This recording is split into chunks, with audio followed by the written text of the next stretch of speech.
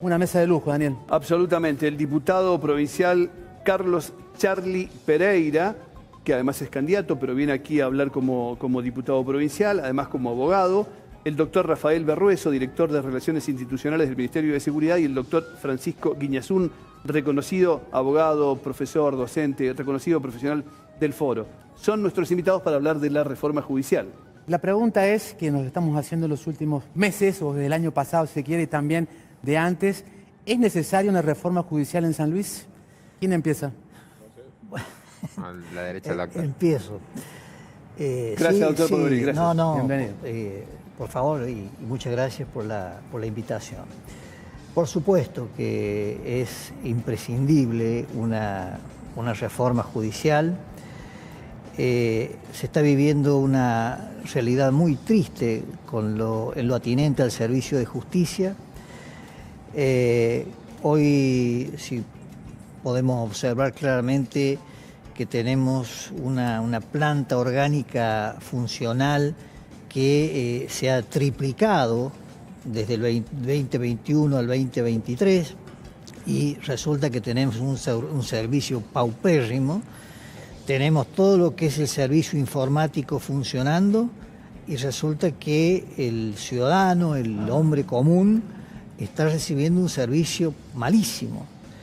Entonces, esto amerita que haya un análisis profundo, no solamente de la normativa procesal, sino también lo que tiene que ver con la ley orgánica de administración de justicia, los sistemas que se están implementando en la actualidad y también es muy importante, mirando hacia adelante, una reforma constitucional que consolide una reforma judicial que le sirva a todos los sanluiseños.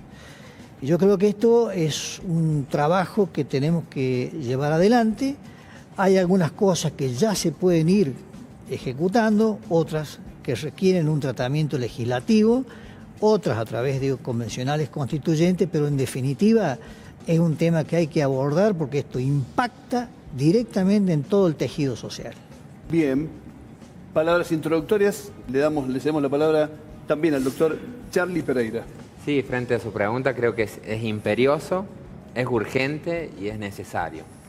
Pero además es un clamor muy contundente de la comunidad de San Luis y de inédito en la forma en cuanto a la unanimidad en que es reclamada esa reforma judicial. Uno que es un actor y dirigente político de hace años, el tema justicia por ahí no aparecía entre los aspectos más relevantes en la comunidad y hoy está entre los más importantes. Por eso también el compromiso del gobernador cuando inaugura las sesiones ordinarias de anunciar un proyecto de reforma judicial. Y señala ahí mismo, y lo compartimos todo, lo decía el doctor, que la experiencia del justiciable, del ciudadano, de la comunidad es bastante negativa con relación al acceso a la justicia y al servicio de la justicia. Así que creo que es uno de los grandes temas institucionales que nos van a convocar en los próximos tiempos. Y tengamos presente que un Estado de Derecho se sostiene con tres poderes, ¿no? Constitucionalmente. El poder ejecutivo, el gobierno, el poder legislativo, el que dicta las leyes, las normas, y el poder judicial. Y este poder aparece como amputado, como malogrado, y es ahí donde tenemos que poner todo el esfuerzo y las energías para sanear ese poder del Estado, que está además colonizado políticamente desde el gobierno anterior. Doctor Berrueso. Bueno, obviamente coincido con lo que acaban de decir tanto el doctor Guiñazún como Charly. En las medidas urgentes, desde mi punto de vista, es modificar el Consejo de la Magistratura en cuanto a cómo se hace la selección de jueces, que hoy es cualquiera, no hay un orden de mérito y tenemos que volver al mérito, o sea, primero... No se respeta el mérito. No, porque no sabemos. Perdón, doctor. Bueno, hay que hacer un orden de mérito en la selección de jueces y fiscales, hay que modificar los códigos de procedimiento, no lo ha dicho el doctor Guiñazú, pero él tiene su proyecto de Código Procesal Civil, que creo que hay que realmente analizarlo y ver si es conveniente o si modifica, o sea, si es aprobarlo o hacerle algún arreglo, que él mismo lo ha dicho. En materia penal, también claramente hay que reformar el Código de Procedimiento Penal porque faltan cosas y hay que modificarlo, manteniendo el mismo espíritu. Pero, y después, más con el tiempo, la reforma constitucional, sacar al Ministerio Público de la órbita del Poder Judicial y hacerlo un poder independiente como es a nivel nacional. Modificar, que se lo he escuchado al doctor Guiñazú también, el tema de la antigüedad para ser juez. No puede ser que con 3 años se sea juez desde recibido. Pero principalmente hoy es la capacitación y mejorar la calidad de los jueces y los fiscales, que es ahí donde vemos, o por lo menos yo veo desde hace mucho tiempo, la gran falencia. Resoluciones que se dictan desconociendo principios básicos. Yo en algunas cuestiones he sido muy crítico y muy duro. Una vez, por mi ímpetu, un fiscal le llegué a decir que si un alumno de primer año de la facultad me contestaba lo que él me puso en un escrito, yo lo bochaba. O sea, y eso no ha cambiado, esto te lo estoy diciendo hace más de 10 años, y a la fecha sigue igual o peor. Entonces, doctor, ¿y cuánto condiciona el funcionamiento de la justicia esta falta de instrumentación de una reforma? ¿Cómo afecta? Y lo que está pasando ahora. En el ámbito penal, en un día 10 pedidos de allanamiento, no se proveyó ninguno, por ejemplo. Un día que se le lleva a los fiscales, acá está entrando, saliendo con las cosas, orden de allanamiento. No, porque preguntémosle a los vecinos, no encuadran los delitos como corresponde, no aplican el principio de la flagrancia, que es un procedimiento para que en 30, 40 días haya condena, no se está aplicando. No se aplica la reiterancia que se aprobó el año pasado y que tanto se discutió. Entonces, ha afectado la seguridad, sin perjuicio que en este último tiempo se nota que la habría que empezar por lo penal. No, todo. Lo que pasa es que lo penal es lo que está en los medios. Empezar, sí.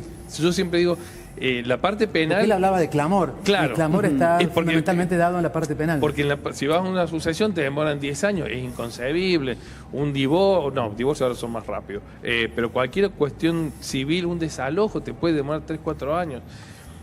Pero eso generalmente no llegan a la prensa como si la parte penal. Porque está asociado a la seguridad. Entonces, claro. Entonces, por eso, como digo, en la vidriera de la justicia siempre es la parte penal. Y es donde hay que meter mano hoy urgente. Doctor Guiñazú, ¿hay suficientes voces participando de este debate? Sí, y creo que cada vez hay más. Y creo que tenemos que poner sobre la mesa algunas cosas que se pueden ir ya modificando en la actualidad. Por ejemplo, el tema de las reevaluaciones de los jueces y funcionarios judiciales. O sea, esto es una ley vigente del año 2008 y la realidad es que no se ha reevaluado a nadie. ¿Esto qué implica? Que cada 4 años los jueces debieran ser reevaluados en su comportamiento como tal los miembros del Poder Judicial. Y esto no ocurre. ¿Y por qué no ocurre? Porque la propia ley establece un mecanismo que si esa persona realiza cursos de capacitación, obtiene títulos vinculados con el fuero donde está ejerciendo su función judicial, queda eximido de la reevaluación. Resultado de todo esto, los jueces viven de licencia en licencia por estudio y terminamos en los jueces provisorios, funcionarios provisorios, que también lo prevé la ley que habría que modificar y terminar con los jueces provisorios, pero la realidad es que un juez provisorio es un juez transitorio, es un juez que no tiene ninguna estabilidad como para poder administrar justicia. Pero esta es la realidad que estamos viviendo hoy. Y esto tiene muchas responsabilidades. Yo quiero acá, en esta mesa, aprovechar para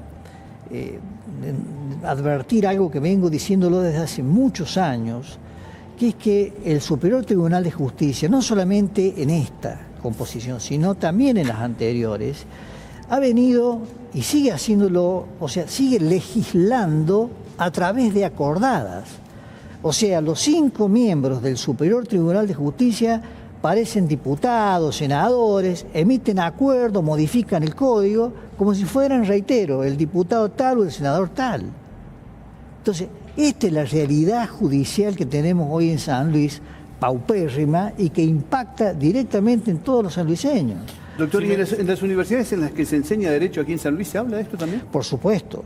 Ahora, fíjese los problemas que tenemos nosotros. Yo, cuando estaba trabajando como docente, tenía que darle, primero explicar lo que dice la ley vigente, lo que debiéramos cumplir, pero también tengo que explicarle al alumno que hay acordadas emitidas por el Superior Tribunal que modifican el código. Entonces, lógicamente tengo que explicárselas, porque después cuando ese chico vaya a ejercer la profesión, lo que le van a aplicar va a ser la acordada del Superior Tribunal y no la ley vigente.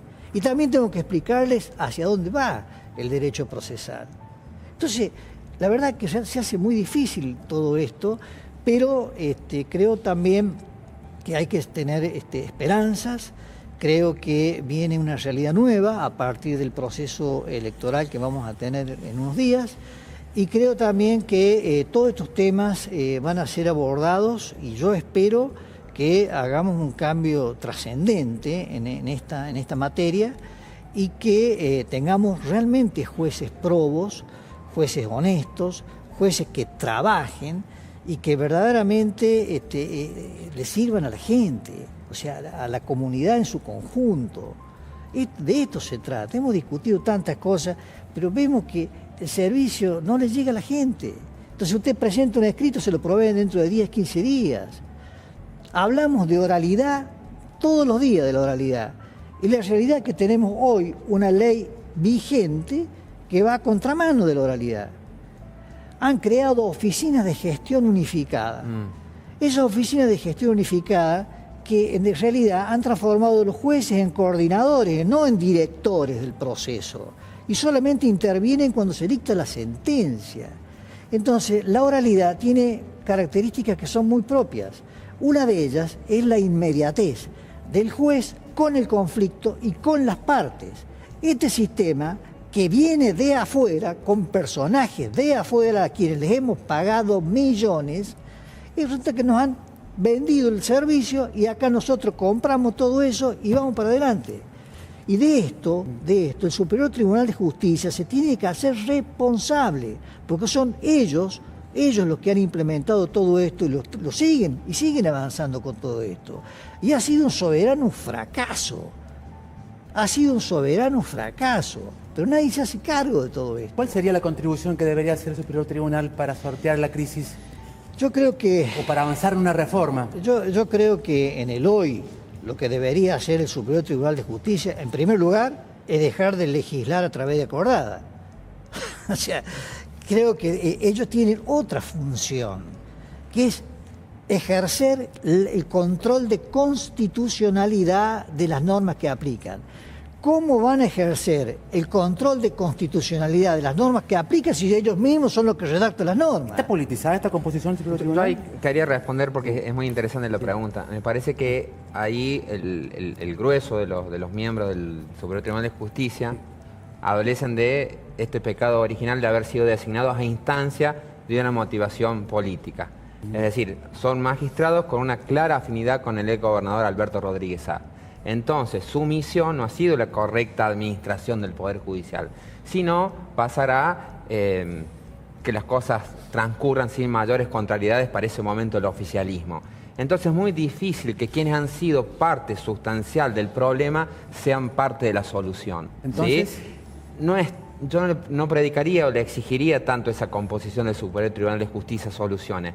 Creo que el ámbito es, en el contexto de la reforma judicial que estamos proponiendo, los colegios profesionales, ¿sí? Los colegios de abogados, los auxiliares de la justicia, que son también los colegios de agrimensores, los peritos, etcétera, porque la justicia no es un problema de jueces, fiscales y abogados, ¿no? Trasciende eso, trasciende en su integración incluso. Digo, hay otras disciplinas. Ahora bien, me parece que desde ahí y desde la academia podemos generar esa discusión propositiva. Y está claro que, como dice el Evangelio, que decimos en la Semana Santa, el vino nuevo se vierte en odres nuevos, no en odres viejos, ¿no? Entonces, hay algo muy llamativo. Miren, digo el ejemplo con relación a lo que estoy diciendo. Yo nunca vi, y los doctores tienen más trayectoria que yo, que el Superior Tribunal de Justicia patrocine, aliente, estimule las medidas de fuerza que hizo el gremio judicial Sijupo el año pasado, en los Sí, últimos pero a meses, partir de 2024. una medida de fuerza. Antes no lo hizo. Antes nunca sucedió. Esta vez, es más, ninguno de los empleados que ejercieron esas medidas de fuerza, que le privaron al justiciable del acceso a la justicia, a los abogados de su derecho a trabajar, fueron ni siquiera penados con alguna deducción de sus haberes por haber cerrado un poder del Estado. Y eso fue en connivencia entre este Superior Tribunal de Justicia y el gremio, con lo cual esta politización es negativa para la comunidad. Entonces yo ahí no creo que sean parte de la solución, creo que lo más honesto sería más temprano que tarde tener la posibilidad de tener otro tipo de magistrados conduciendo el Poder Judicial. Más aún, muy pocos de ellos dan la talla de juristas que tengan la envergadura intelectual, moral y ética de sentarse en esos sillones. Charlie, ¿cuándo entra este tema en la agenda legislativa? Vos Bueno, yo, sos candidato, decías, sí. pero venías aquí como abogado. Sí, yo creo que por una cuestión prudencial, después de las elecciones del 11 de mayo va a ser un tema prioritario en la legislatura, la reforma y esta invitación a los actores y la composición de una mesa. Porque, ojo, hago una pequeña, no quiero abusar del tiempo, hay algunos magistrados y jueces probos, ¿sí?, que tienen vocación, que tienen compromiso, que además son docentes en las universidades, pero están encorsetados en un status quo que no pueden desarrollar su buena fe, su talento. Entonces, con eso son las personas con las que debemos contar para la reforma judicial. Tenemos 30 segundos más. Sí. 30 para el doctor Berrueso, 30 para el doctor Guiñazú y 30 para Al para doctor Irene Berrueso, Serrano. si antes o hasta ahora no se pudo avanzar en una reforma judicial, ¿qué le hace pensar que puede ser posible en adelante o en el corto plazo? Con esta gente no. Porque además, por ejemplo, si vamos a hablar del Código de Procedimiento, el Código de Procedimiento Penal lo instauró este Superior Tribunal. Entonces, ¿cómo van a aceptar? Ellos no quieren aceptar. De hecho, cuando vos le decís, esto está mal, te dicen que no. Y con respecto a lo que decía recién el doctor Guiñazú, de que los jueces están legislando, la Corte Suprema de la Nación el año pasado y ahora, un fallo también reciente, les viene diciendo a los jueces, cumplan con la ley. Si no les gusta, promuevan sus reformas en el Congreso de la Nación. Pero no porque los jueces federales estaban bajando los mínimos y aplicando penas por debajo de los mínimos. Entonces la Corte les dijo, ustedes no son legisladores, respeten el principio republicano de gobierno, apliquen la ley. Y si no les gusta, fíjense para modificarla. Doctor Guiñazú, una consideración final. Bueno, simplemente que es imprescindible que abordemos este tema de la reforma judicial, que tengamos una perspectiva amplia, que no tengamos una perspectiva corporativa, sino una visión general, pensando en el ciudadano, pensando en el hombre común, en el destinatario del servicio de justicia, y creo que tenemos que salir de este molde tramposo que nos dejó Rodríguez A. Porque el gran inconveniente que hoy tenemos es que tenemos un molde jurídico establecido por la gestión que se fue. ¿Y qué ocurre? Que ahora hacer todas esas modificaciones y volver todo eso para atrás no es una cuestión sencilla. Va a requerir un abordaje muy amplio, muy participativo y que verdaderamente pueda ser fructífero. Pero la realidad es que hemos seguido trabajando en función de ese molde. Entonces, esta es la razón por la que, fíjense ustedes, porque esto se puede hacer un análisis comparativo y cuantitativo. La Ley Orgánica de Administración de Justicia del año 2004 al 2021 tenía una determinada estructura.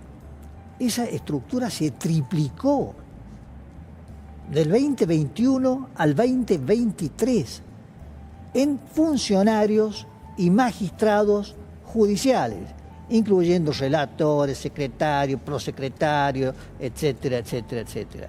Ahora resulta que el hombre común, que es el que sostiene el servicio de justicia, tiene un servicio cada vez peor.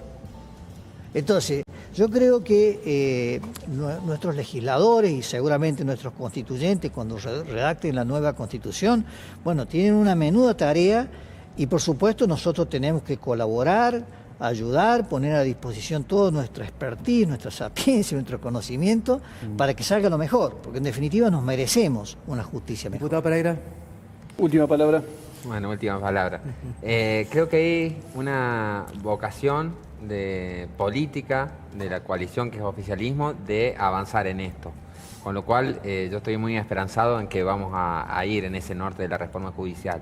Y a su vez que es una vocación que está legitimada por una demanda social muy contundente. Así que creo que los resultados van a ser auspiciosos. Muchas gracias, gracias a los tres. ustedes. Da Muchas para hablar un gracias. rato, ¿eh? Claro que sí.